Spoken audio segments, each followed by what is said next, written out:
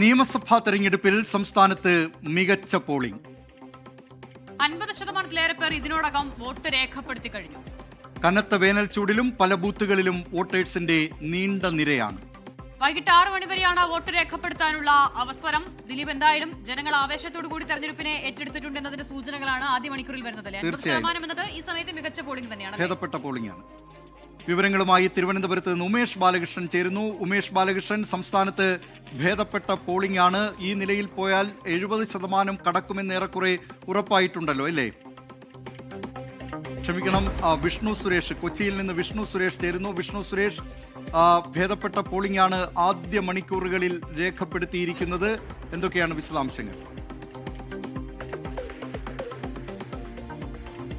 വളരെ മികച്ച പോളിംഗ് ആണ് ആദ്യ മണിക്കൂറിൽ രേഖപ്പെടുത്തുന്നത്. എറണാകുളത്തെ കാര്യം പർട്ടിക്കുലറി പറഞ്ഞു കഴിഞ്ഞാൽ സാധാരണ തെരഞ്ഞെടുപ്പുകളിൽ എറണാകുളത്ത് പോളിംഗ് വളരെ കുറവാണ്. കഴിഞ്ഞ തെരഞ്ഞെടുപ്പുകളിലൊക്കെ 70% പരമാവധി ഉണ്ടായിരുന്നത് 2021. പിന്നീട് നടന്ന തദ്ദേശ തെരഞ്ഞെടുപ്പിലും ലോക്സഭാ തെരഞ്ഞെടുപ്പിലും ഒക്കെ പോളിംഗിന്റെ തോത് വളരെ കുറവായിരുന്നു. പക്ഷേ ഇപ്പോൾ ഏകദേശം 6 മണിക്കൂർ പിന്നിടുമ്പോൾ തന്നെ പോളിംഗിന്റെ അളവ് അത് 50%-ലേക്ക് എത്തുന്നു എന്നുള്ളതാണ് ഏറ്റവും പ്രധാനപ്പെട്ട കാര്യം. സംസ്ഥാനത്ത് തന്നെ ഏറ്റവും കൂടുതൽ പോളിംഗ് രേഖപ്പെടുത്തുന്ന ഒരു മണ്ഡലമായി തൃപ്പൂണിത്തുറ മാറുന്നു. 56% പൂണിത്തുറയിലെ ഈ പോളിംഗ് തെരഞ്ഞെടുപ്പ്.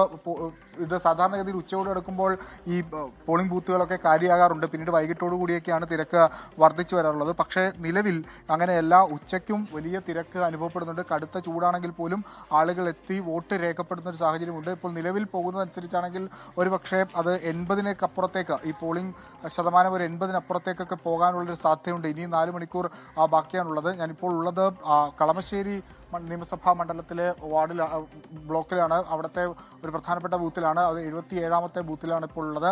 അവിടെ ഉച്ച സമയത്ത് വലിയ തിരക്ക് അനുഭവപ്പെടുന്നുണ്ട്. പറവൂരിലും ആലുവയിലും ഒക്കെ സമാനമായ തിരക്ക് അനുഭവപ്പെടുന്നുണ്ട്. ആളുകൾ പൂർണ്ണമായും ഈ ജനാധിപത്യ പ്രക്രിയയുടെ ഭാഗമാകാൻ എത്തുന്നു. ഒരുപക്ഷെ ഇലക്ഷൻ കമ്മീഷനൊക്കെ നടത്തിയിട്ടുള്ള പ്രചരണം അത് യുവാക്കൾക്കിടയിൽ വലിയ സ്വാധീനം ചെലുത്തിയിട്ടുണ്ട്. യുവ വോട്ടർമാർ ധാരാളമായി ഈ വോട്ട് രേഖപ്പെടുത്തുന്നതിന് വേണ്ടിയിട്ട് ഒരു മടിയും കൂടാതെ രാവിലെയും ഉച്ചക്കും ഒക്കെ ക്യൂകൾ കാണാൻ സാധിക്കുന്നു എന്നുള്ളതാണ് ഏറ്റവും പ്രധാനപ്പെട്ട കാര്യം. ഒരുപക്ഷെ ഈ മണിക്കൂറിൽ ഈ നിലയിലേക്ക് പോളിംഗ് ഉയരാനുള്ള കാരണവും യുവ വോട്ടർമാരുടെ ഒരു സാന്നിധ്യമായിരിക്കും. അവരെല്ലാം വളരെ കൃത്യമായി തന്നെ അതത് മണ്ഡലങ്ങളിൽ അതത് ബൂത്തുകളിൽ എത്തി വോട്ട് രേഖപ്പെടുത്തുന്നുണ്ട്. അങ്ങിങ്ങായി ചില അസ്വാരസ്യങ്ങൾ, ചില സംഘർഷങ്ങൾ, തർക്കങ്ങളൊക്കെ ഉണ്ടായിട്ടുണ്ട്. പ്രത്യേകിച്ച് മധ്യ കേരളത്തിൽ കോട്ടയത്തേക്ക് എത്തിയാൽ അവിടെ പൂഞ്ഞാറിൽ ചില പ്രശ്നങ്ങൾ ഉണ്ടായിരുന്നു. ഈ സ്ഥാനാർത്ഥിയുമായി ബന്ധപ്പെട്ട അവിടുത്തെ ചില തർക്കങ്ങൾ പോലീസുമായി ബന്ധപ്പെട്ടുണ്ടായിരുന്നു.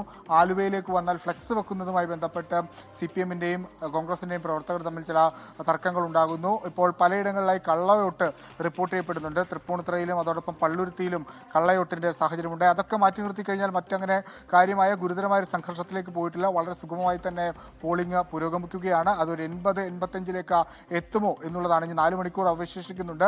വൈകുന്നേര സമയങ്ങളിൽ ഉറപ്പായും പോളിംഗിന്റെ തോത് വർദ്ധിക്കും. അത് 80-85-ലേക്ക് എത്തുമോ എന്നുള്ളതാണ് ഏറെ ശ്രദ്ധേയമായ കാര്യം. മുന്നണികളെല്ലാം വിഷ്ണു സുരേഷാണ് വിവരങ്ങൾ നൽകിയത്. വിഷ്ണു പറയുന്നത് പോലെ സാധാരണ നിലയിൽ പോളിംഗ് മന്ദഗതിയിലാകുന്ന ഒരു സമയമാണിത്. പക്ഷേ ആ ബൂത്തുകളിലൊക്കെ വോട്ടർമാരുടെ വലിയ നിര കാണാനാകുന്നുണ്ട് എന്നുള്ളതാണ് വിഷ്ണു സുരേഷ് അറിയിക്കുന്നത്.